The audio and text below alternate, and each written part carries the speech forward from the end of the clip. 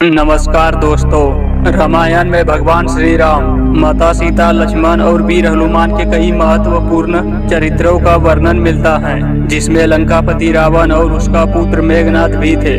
मेघनाद का एक नाम इंद्रजीत भी था। दोनों नाम उसे पराक्रम और बहादुरी के लिए दिए गए थे। राम और रावण के बीच युद्ध में लक्ष्मण ने मेघनाद का वध किया था। लक्ष्मण ने अपने बाण से मेघनाद का सिर को धड़ से अलग कर दिया था, लेकिन सुलोचना के सतीर्थ परीक्षा के समय मेघनाद का कटा हुआ सिर भी जोर जोर से हंसने लगे थे, जिसकी कथा इस प्रकार है। सुलोचना मेघनाद की पत्नी और भगवान विष्णु के शेषनाग वासुकी की पुत्री थी। क्योंकि लक्ष्मण शेषनाग के ही अवतार थे, इसलिए वह सुलोचना के पिता वह मेघनाद के ससुर लगते थे।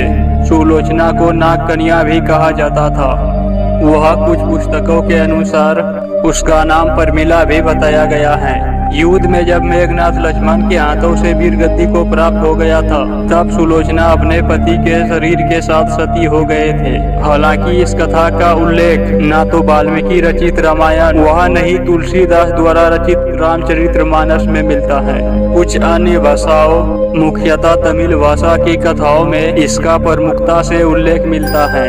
इसलिए आज मैं आपको सुलोचना का चरित्र व सती होने के कथा के बारे में बताएंगे। तीसरी बार युद्ध में जाते समय मेघनाद को यह ज्ञात हो गया था कि श्री राम और लक्ष्मण कोई साधारण मानव नहीं है, स्वयं नारायण का रूप है। तो वह माता पिता और सुलोचना से अंतिम बार मिलने आया। वह अपने माता पिता से मिलकर जाने लगा। तब उसने सुलोचना को देखा। सुलोचना से वह इसलिए नहीं मिलना चाहता था क्योंकि उसे लग रहा था कि कहीं सुलोचना के आंसू देखकर वह भी भावुक हो जाएगा और युद्ध में कमजोर पड़ जाएगा। किंतु जब उसने सुलोचना का मुख देखा, अचंभित रह गए। सुलोचना के आंख में एक भी आंसू नहीं था तथा वह अपने पति को गर्व से देख रही थी। हालांकि उसे भी लग रहा था कि आज हमारे पति के साथ अंतिम मिलन है, लेकिन एक पतिव्रता वह कर्तव्यनिष्ठ नारी होने के कारण उसने अपने पति को युद्ध में जाने से पूर्व उनके कर्तव्य में उनका साथ दिया। वह अपने आंख से एक भी आंसू नहीं गिरने दिया।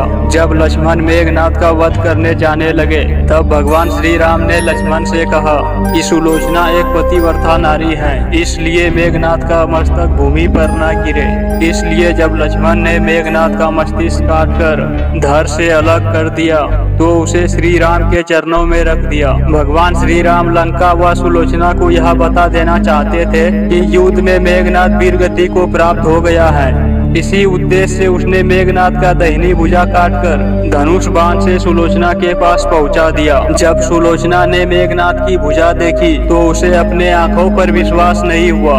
उसने उस भुजा को युद्ध का पूरा प्रस्थान लिखने को कहा। उसके बाद एक कलम के सहायता से मेघनाद की भुजा ने युद्ध में घटित हुए हर घटना का वृत्तांत सुलोचना को लिखकर बता दे। इसके बाद सुलोचना अपने पति के भुजा को लेकर रावण के पास पहुंची और उसने अपने पति के साथ सती होने की आज्ञा मांगी।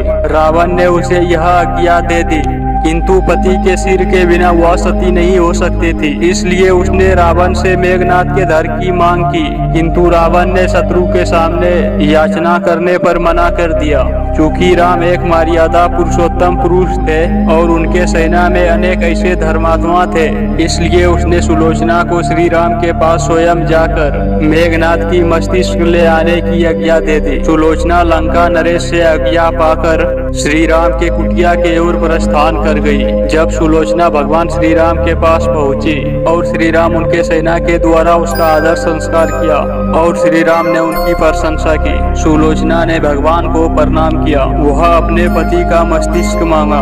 श्री राम ने भी बिना देरी किए हुए महाराज सुग्रीव को मेघनाद का सिर लाने के लिए कहा, किंतु सभी के मन में यह आशंका थी कि आखिर सुलोचना को यह सब कैसे ज्ञात हुआ। तब सुलोचना ने मेघनाद के भुजा के द्वारा उसे सब बता देने की बात बताई।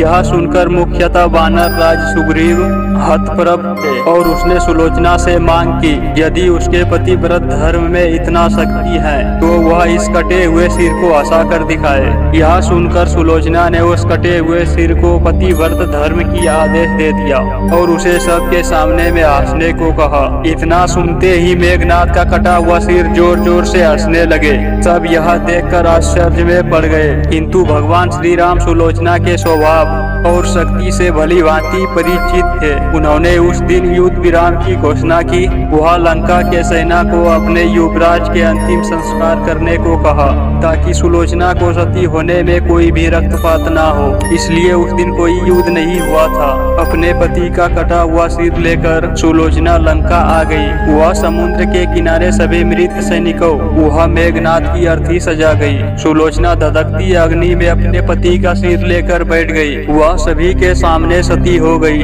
तो प्यारे दर्शकों, आपको यह वीडियो कैसा लगा? वीडियो अच्छा लगा हो तो वीडियो को लाइक एंड चैनल को सब्सक्राइब करें। मिलते हैं नेक्स्ट वीडियो में, तब तक के लिए जय श्री राम।